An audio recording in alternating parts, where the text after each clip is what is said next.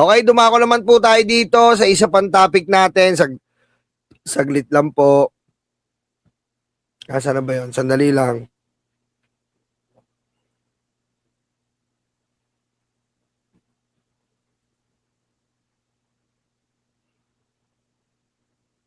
Dahil lang po saglit lang. Hanapin lang natin yung isa nating ano.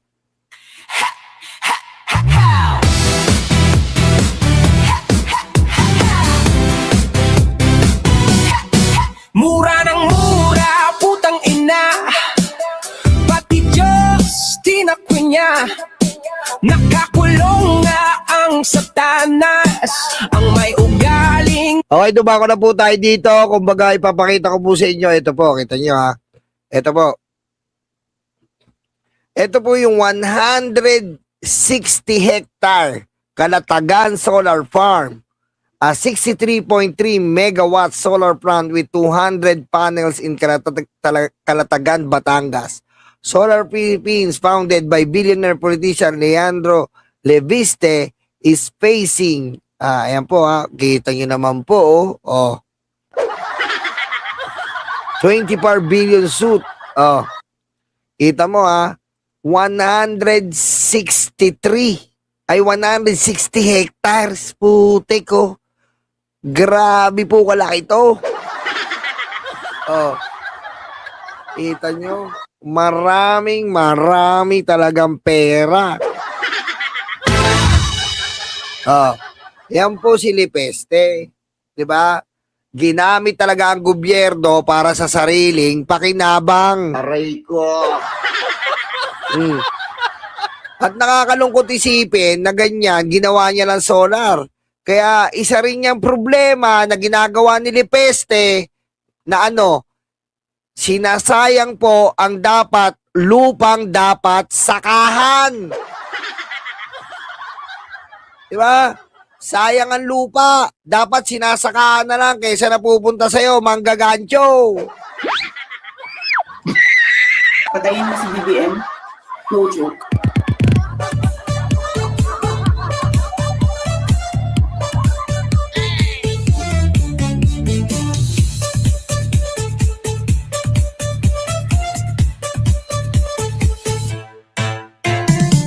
Okay, dumako na po tayo dito. Dito naman po tayo sa pag-iyak kanina na binara siya ng media. Pakinggan nyo.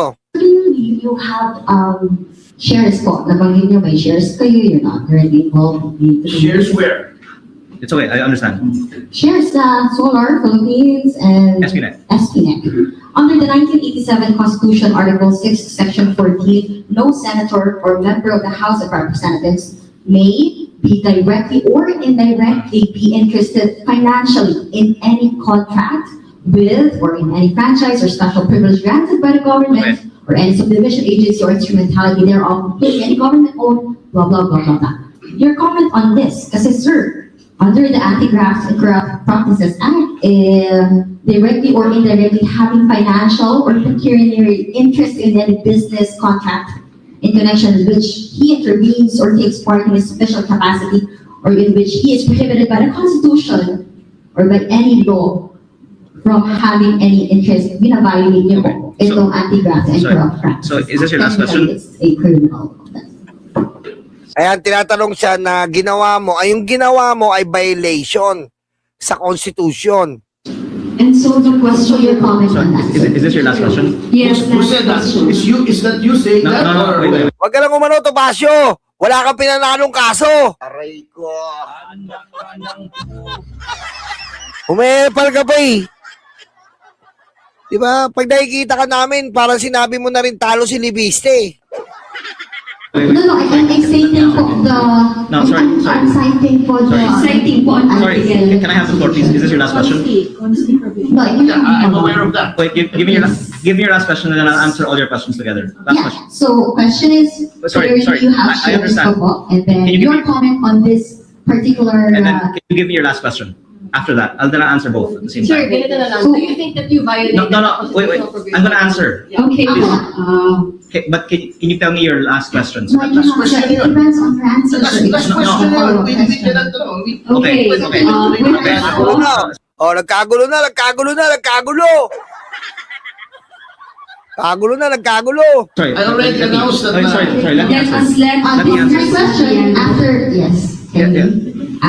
I read the part of the Constitution. Did you violate po itong 1987 Constitution Article 6, Section 14? Thank you, sir. Okay. Ako po ay obviously well advised and informed ng mga abogado. Kaya siguro inosente lang ang mga nag-iisip na ako po naman ay gagawa ng ganyang pagkakamali. Akala nila wala akong abogado. Ang layo ng sagot, no? Galing.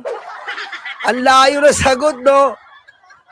Ang layo ng sagot. Tinatanong ka na yung ginawa mo, alam mo ba na buwa-violate ka ng Constitution? Ang sagot lang doon, oo o hindi. Putik ang sagot. Ako, may abogado. Putik, para kasi kay Tano, dinadala kami sa alapaap. Aray ko. Sir, clearly you have a We cannot question. know. Okay. Informed ng mga abogado. Kaya siguro inosente lang ang mga nag-iisip na ako po naman ay gagawa ng ganyang pagkakamali. Oh, Akala nila wala akong abogado. ano connection no? Malinaw po sa batas na walang paglabag ang ownership ng financial interest ko sa Solar Philippines Power Project Holdings na may interest nga sa mga DOE service contracts. At please allow me to finish. Tama mo, huli na kagad siya. Oh. Hindi nga yun eh. Ikaw, ang prangkisa nasa solar ng bayan. Nag-divest ka. Hindi mo pinaalam sa gobyerno kung kanino na yung solar ng bayan mo. 'Di ba? Kung kanino na namamahala sa solar ng bayan. Dapat pinapaalam mo yun. Hindi basta ikaw ang nagdidesisyon dahil gobyerno ang nagbigay sa iyo nun. Nililinlam mo kami. Ha? Nililinlang kami nito. Aray ko. Yun ang tinatanong sa'yo. At pangalawa doon, hindi ka nagko-comply. Ha? Sabi ni Secretary, hindi ka nagko-comply doon sa allotted, hindi allocables ha. Aray ko. Ha? Hindi allocables. Hindi ka nagko-comply sa allotted na power na dapat ibigay mo sa DOE. Dahil yung power na iniintay sa'yo ay nakaplano na. Naka-energy plan ang DOE na maisusupply sa ating mga kababayan. Ngayon, kapag hindi ka nagbibigay ng energy na ipinangako mo sa prangkisa mo, sino maaapektuhan? Hindi naman yung DOE. Ang maaapektuhan yung taong bayan. Dahil kaya nga binigyan ka ng pribileyo na mag-supply ng kuryente sa DOE para sa taong bayan. Doon kami 24 billion, loko-loko. 24 billion ang fines mo doon, ang multa mo. Oh. Nabanggit ko po kanina na ako po ay una nag-disclose ng aking ownership sa aking SALN, hindi nagpa-participate sa mga diskusyon. Kita mo, nag-disclose ka ng ownership. Oo nga, pero yung sa prangkisa nga, hindi mo pinaalam. Anak. Tungkol sa energy sector o franchises at ang Sige, hirap na hirap ka na magsinungaling. Au. Aray ko. Stroke ka ba? Oo. Tingnan yung nangyari, oh. ang policies na ito ay malinaw po sa Kongreso dahil karamihan po ng Kongreso ay may ownership sa mga kumpanya na may ganito ding klaseng Diyan ka na uli nagkamali. Hindi mo pwede. By karamihan po ng Kongreso ay may ownership din, hindi mo pwedeng magkumpara. Wala sa konstitusyon yan. Si ganito meron, si ganyan meron. Bakit sila? Hindi pwede yan. Ang usapan dito, yung privilege na binigay sa'yo. Hindi ka, tama ba yung dahilan mo? Karamihan sa Kongreso, iba, lahat ba ng congressman binigyan ng privilege? Nabigyan ng kontrata ng gobyerno for 25 years? Sige nga. Aray ko. Anak ka nang lulusot ka pa eh. Hindi lahat ng congressman. mga kaugnayan sa gobyerno kasi napaka-lawak po ng sakop kung ang inyong interpretasyon ay ang ownership ng mga shares sa kumpanya na may dealings with gobyerno ay ipinagbabawal. Kung ganun po, ako po ay nananawagan na magkaroon tayo sa January 26 ng malawakang talakayan sa lahat ng mga potensyal na conflicts of interest. Kita mo, ganyan siya. Pag nasusukol siya, papasa sa iba. Sapul ka dito, Lepeste. Sapul ka dito, para kang tanga magpaliwanag. Ikaw ang tinatanong. Ikaw ang nag-damage. Papasa mo sa iba? Susumbong mo yung iba? Aray ko. Talo ka dito, tanga. Bakit? Ikaw lang ang isang congressman na binigyan ng 25 years na prangkisa sa solar. Kahit ungkatin mo yung mga contractor dyan ng flood control, ibang kaso yun. Nandadamay ka pa eh. Kahit ungkatin mo yung may conflict of interest yan, oo, may conflict of interest. Saan departamento? Sa flood control yan. Ikaw, iba yung sayo. Prangkisa, binigay sa'yo. Yung sa kanila, sila lang sa DPWH lang sila may kaso. Sa flood control. Ikaw, prangkisa regarding kabuuan nasyonal. Bobo to. Bobo. Di ba? Sabihin mo ng contractor basta si contractor si Juan ng distrito ng Davao. Si Pulong, dun siya may kasalanan sa distrito ng Davao, sa DPWH, yan siya may kasalanan. Di ba? Pero yung sa'yo, iba kasi yung kaso sa'yo eh. Sa DOE, nationwide, binigay sa yung prangkisa. Tignan natin ang mga salin ng 318 members of Congress. Kita mo, tuturo na naman yung iba. Tuturo niya yung iba. Tuturo niya yung iba. At ano ang mga kaugnayan ng mga kumpanya na pinag-aari nila sa mga kontrata sa gobyerno. At ang lalabas po siguro ay marami pang mga ibang may ganyang mga kaugnayan sa gobyerno. Alam mo, ito Lepeste parang kung maririnig mo to. Diba? Lepeste, ang buhay mo talaga parang solar eh. Para ka na lang solar. Alam mo bakit? Nag-a-absorb ka. Nag-a-absorb ka na lang eh.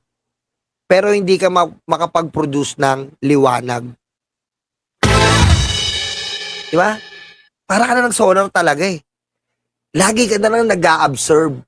Absorb. Pero, tanungin ka, nakapag-produce ka ba ng liwanag?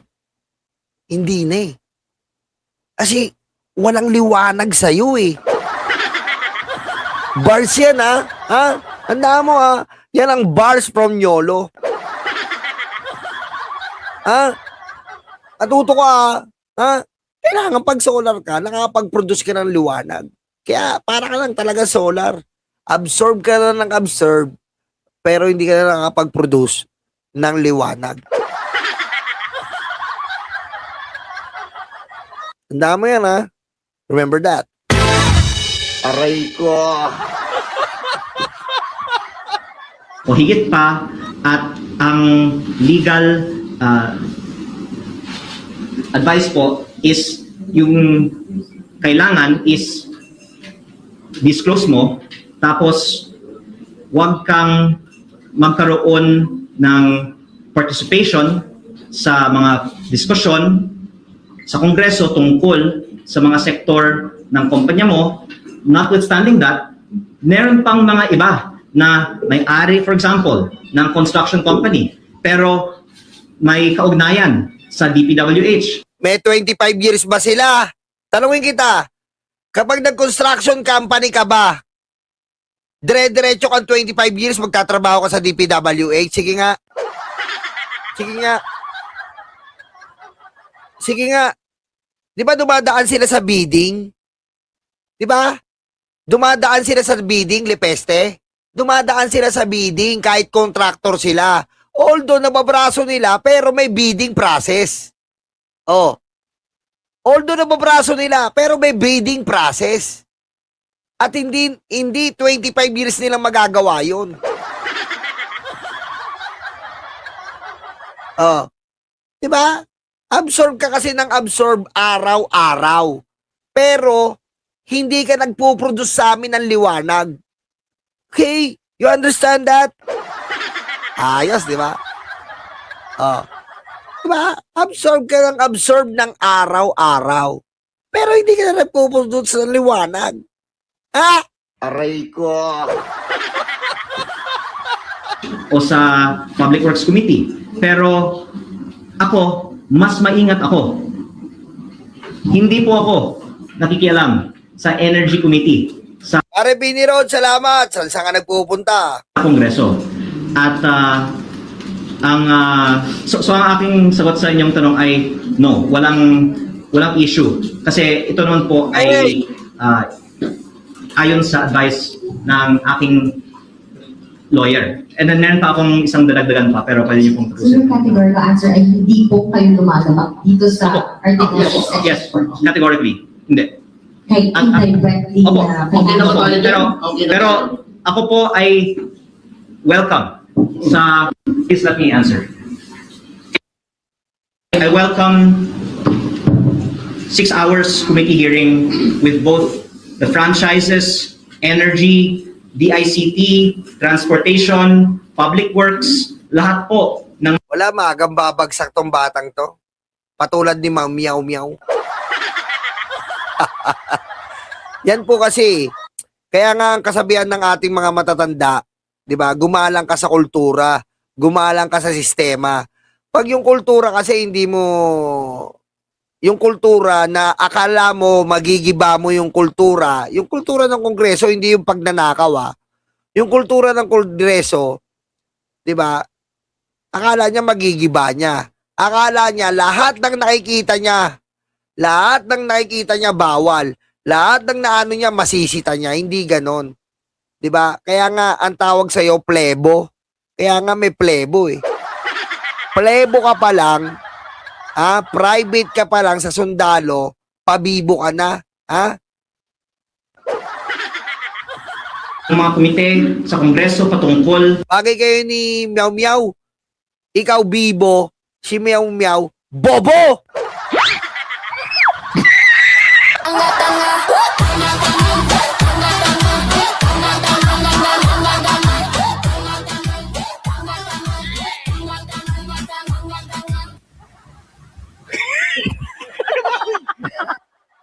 sa mga sektor ng ating ekonomiya para buksan natin ang mga salin ng lahat ng mga congressman para makita natin ang may mga deklarado o hindi deklaradong kaugnayan sa mga kumpanya, sa mga sektor na ito. Tapos to, maaalala to sa pinakabibong congressman na matatanggal to. Tamo.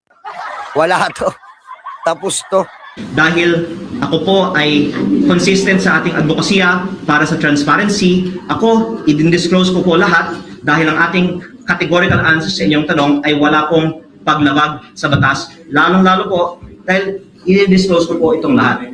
At kung may pagkakataon na talakayin ito sa Kongreso, I am not only open to that, gusto kong talakayin ito sa Kongreso. Patay ka ngayon. Tapos to, wala to.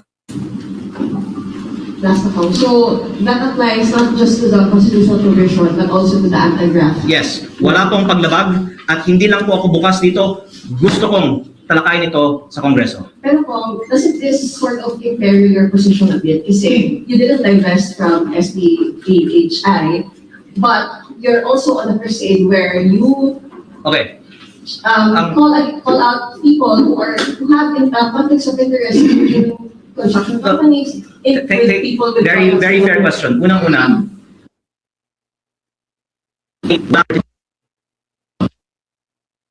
bagay sa energy sector sa Kongreso. Kahit na, if I may put modesty aside, marami akong maaaring maibunyag tungkol sa mga secret practices, mga sikreto sa energy sector. Hindi Kita mo, energy sector na naman sisiraan niya. Ayan po Kita mo maaari naman daw siya magbunyag sa energy sector. Ang galing nito, ang daming alam. Yung energy sector naman daw ay bubunyag niya. Ang galing nito, sarap kotongan eh. Hindi ako nagpa-participate sa Energy Committee ng Kongreso. At hindi din po ako involved sa operations ng kumpanya na may dealings sa DOE. Ang analogy po kasi ninyo ay ang paglabag, kung ikaw ay nasa Public Works Committee at may-ari ng DPWH Contractor Company at kumukuha ng mga contractor at mga kontrata sa DPWH, lalong-lalo na po kung ito po ay pinupondohan ng mga budget insertions mo mismo. O kahit na kung ako po, halimbawa, ay Vice Chairman ng Energy Committee, tapos gagawa ako ng batas na magbe-benefit sa akin. Yun po ang paglabag. Pero ako po ay mas maingat pa. Hindi po ako nagtatalakay kahit na hindi kinalaman ng aking kumpanya sa anumang bagay sa Committee on Energy sa Kongreso at hindi ko din po Layo ng sagot ng committee sa Kongreso. Ang tinatanong sa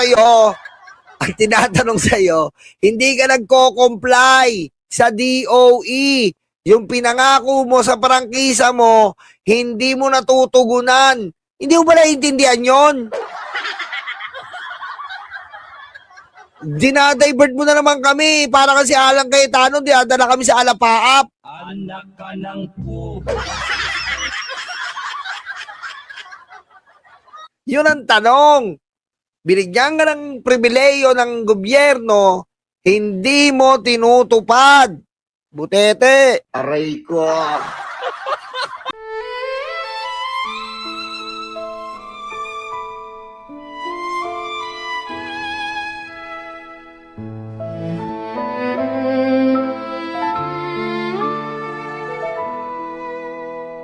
Nakaupo ako, lumalamon sila. Masasaya itong aking mga kaibigan. Abot kamay nila ang bunga ng puno. Dahil balikat ko ang ginawang tuntungan. Habang namimitas lalong natatakam, sila ay para bang wala ng kabusugan. Kahit alam nilang mayroong mga langgan, at ang aking paa ang siyang inuupakan. Nais ko nang magpahinga, marami na akong nagawa at natulungan. Ako'y labis na nag-aalala, baka ang puno ay tuluyan ng maubusan ng bunga. Nakaupo ako, nagbabantay sila. Ang mga aso ko'y laging maaasahan. Hindi ko lang alam ang binabantayan? Ito bang puno o itong aking upuan? Itali ko kaya sa bahay ng langgam? Maglilingkod ba o maghahari-harian? Masasagot lamang ang malaking tanong kapag ako ay nawala na ng tuluyan. Nais ko nang magpahinga, marami na akong nagawa at natulungan. Ako'y labis na nag-aalala, baka itong mga aso ay maulol at magwala.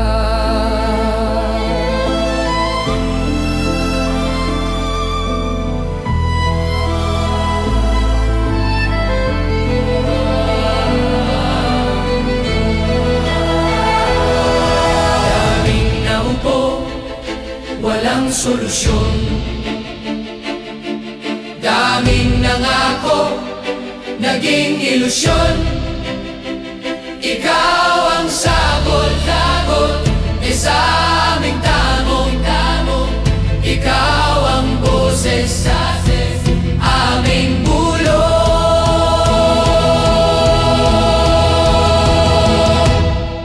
Nilalait ka at sinisira ng kinakaya mo para sa bayan. Ikaw ang aming tagumpay, bonbon, walang kapantay. Nilalait ka at sinisira ng kinakaya mo para sa bayan. Ikaw ang aming tagumpay, bonbon, walang kapantay. Ang mga sugat, ikaw ang lumunas. Saradong isipan, ikaw ang nagbukas. Bayan, inuna mo, hindi banyaga. Gintong puso ay kahanga-hanga. Nilalait ka at sinisira ng kinakaya mo para sa bayan. Ikaw ang aming tagumpay, bonbon, walang kapantay. Nilalait ka at sinisira ang kinakaya mo para sa bayan. Ikaw ang aming tagumpay, bonbon, walang kapantay.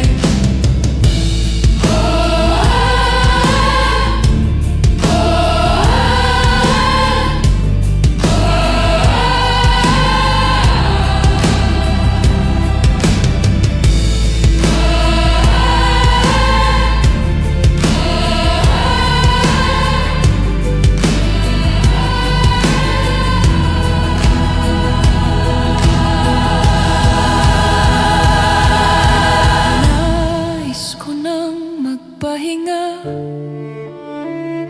marami na akong nagawa at natulungan.